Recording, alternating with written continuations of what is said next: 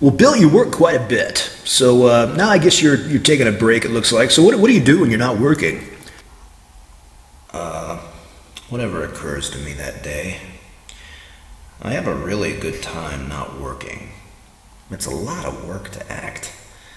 I have some hobbies. I fly fish, I sail. Did you always want to be an actor?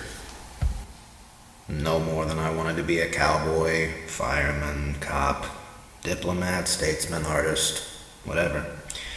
I never thought about being an actor. I wanted to do something serious.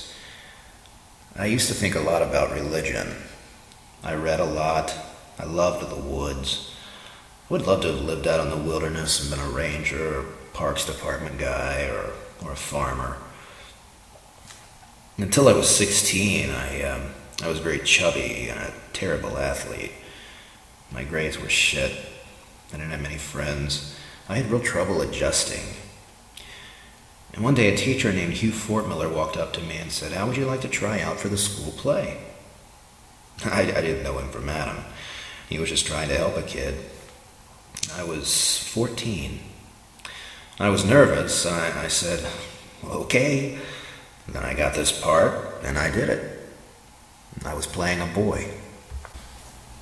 What, you mean as opposed to the boys who were playing girls? No, there was a girls' school nearby, so girls played girls. That was another interesting part about it. Very interesting part about it. There was something about theater and the women that changed the experience for me. People couldn't dump on me so much when the girls were around. You had to act polite. When I was around 16, I grew 6 inches and I began to be physically attractive to people. And suddenly, all these doors were open that weren't before, and I'd go, "Look, just close the door. I don't want to come in. I had the same heart before I grew. Why wasn't I loved for that?" When you went to Tufts, did you study acting? I started out as a religion major. I wanted personally to be saved, and I wanted other people to be saved. I had lived in many countries with my father and seen tremendous agony inflicted on supposedly innocent beings, and I couldn't comprehend how a God I loved could allow these things to happen. I began to ask the question when I was 8, and then I worked on it till I was 19 or 20. In the center of my thoughts, I didn't really work on anything else. I became furious. I really did. I was also probably furious at myself for lots of reasons. And I was raised as a Presbyterian, and I had myself confirmed as an Episcopalian. I learned about ritual and how important it is. And if possible, I wanted to belong to a ritual that leaves people their independence, but at the same time allows each participant to learn more about him or herself and the mysteries of this existence. A lot of religious rituals they're too dogmatic. And I guess I wanted to belong to a ritual in which one is encouraged to ask questions. In drama, in theater, the order of the day is curiosity about the human condition, not judging it. Your effort is to become more compassionate and to seek compassion. That's interesting. Do you think there's a relationship between movies and that kind of ritual? There can be. Making a movie is a tremendously ornate affair. A lot of people you never even meet work hand in hand with you. And your participation is through your work, your job. It's not a surrogate family. And that takes a long time for people to get out of their systems.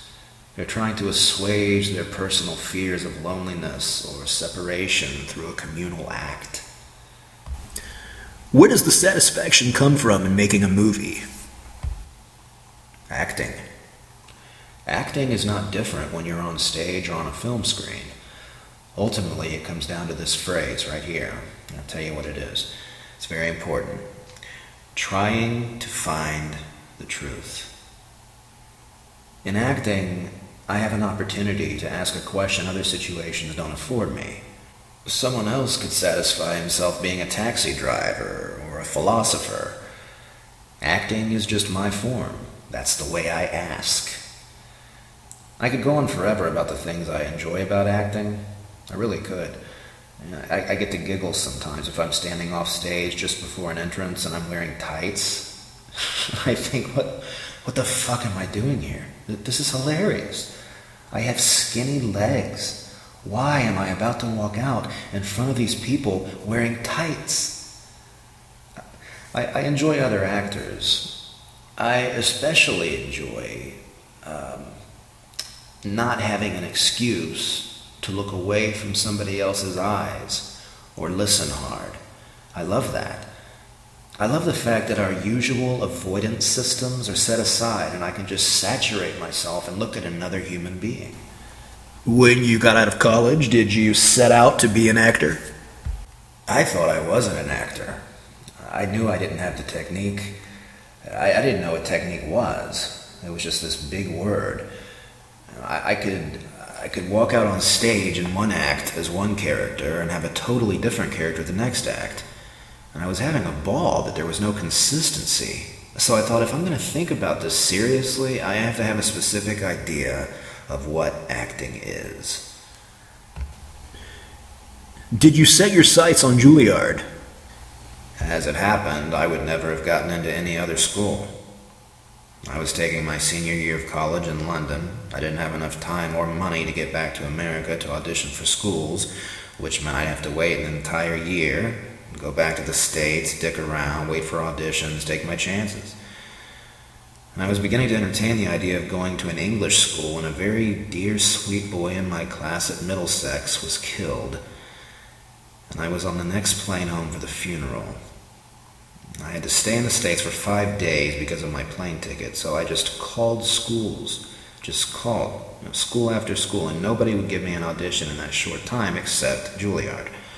I got a hold of them at 5 o'clock in the afternoon, and they said, be here tomorrow at 10 with $40 and 2 pieces. So I worked all night with my stepbrother trying to memorize this speech from the Heath scene in King Lear because it was the only script in the house. The bookstores were closed. I'd been working just for myself on the play Look Back in Anger, so I strung 3 of those speeches together to come up with 2 full minutes. I just went in, did it, and wrote it off. I thought, no way am I going to get in. And after that school year, I was in a farmhouse in this little town with 16 other people from school mounting a production of Lanford Wilson's Runners of Eldritch. And we were doing it all on our own.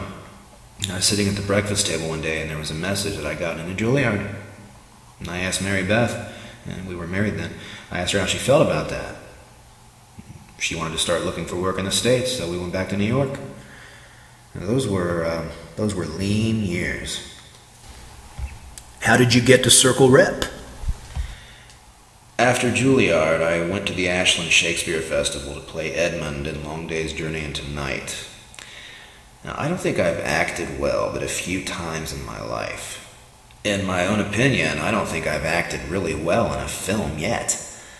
I hope I do someday. I don't know if I can. I'm not crapping on myself. I think it's a very serious thing. But as Edmund, I acted well. The following season, I thought I'd get some decent roles, and I got nothing. I asked the director, and he said, you have to pay some more dues here. I said, no, I'm not paying those kind of dues anymore. I want to work. So I just got in my car with my dog and took off, drove around the country trying to find a job. Couldn't find a job anywhere. I drove to Seattle, San Francisco, some other theaters around the country. I'd show up and I'd say, I want to audition. And they'd say, we're sorry, we don't have anything. Went back to New York, couldn't even get a showcase. And then I walked into the children's television workshop where they were doing The Best of Families. And there I was with this great job. The head writer, Corinne Jagger, asked me to come down and read the first act of an unfinished play called My Life. I went down to Circle Rep, sat in those chairs with those people. I didn't know Marshall Mason, I didn't know anybody, but I felt like I was at home. So, My Life was your first role in New York? No. I played 3 parts in Henry V in Central Park. Paul Rudd played Henry, Meryl Streep, she played the princess. I played Bates, Scoop, and then an invented role, the French interpreter. I created these 3 totally different roles with beards, makeup changes, accents, and everything. I was on stage maybe a grand total of half an hour. but I was so busy racing around that I would lose 3 or 4 pounds a night. Yeah, did you like doing that kind of stuff? Changing the way you look? Yeah, the mask is everything. I do the same thing in film, it's just more subtle. I wish I could take huge physical risks in films. That's what I'd really like to do.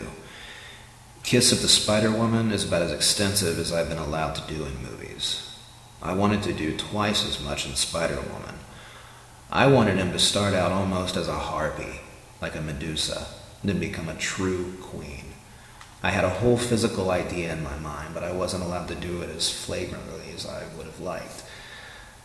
I think I could have pulled it off believably, but it's really hard to get people to accept that.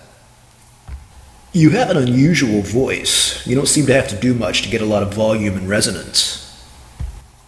I don't use my voice that well. Some people have a hard time hearing it in theaters. I've been accused of being a mumbler on stage. It has a lot to do with what a person expects coming to the theater. If a guy comes to a Broadway house, he's expecting Jerry Orbach out there going, silver platter, screw the silver platter, I'm going to give this to you on a freight train. Now, maybe this is selfish, but I think more about what am I doing with another actor on the stage. When you started acting professionally, did you think you would do movies? I was frightened of movies because of the things they do to your life.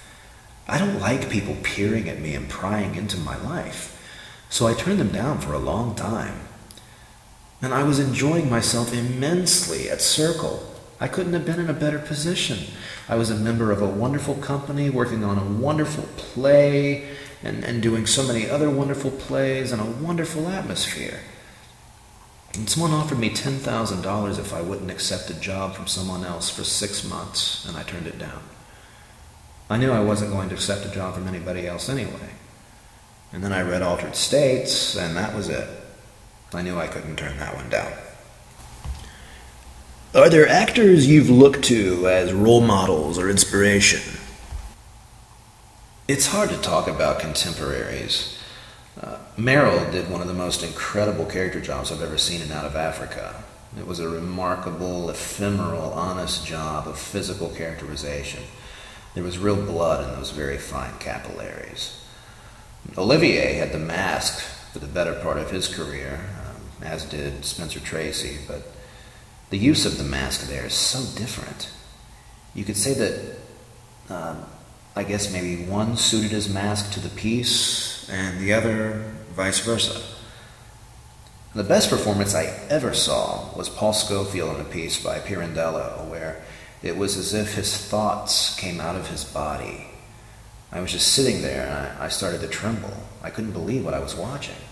I was plugged into some mental, emotional organism that wasn't my body, but that I recognized. I didn't know if I was going to be able to stay there very long. I kept thinking, I've got to check out of this. It's too much. Yeah, and here's a question I like to ask actors on my program. What is the silliest thing about being an actor? There's nothing about it that isn't silly. That's one of the attractions.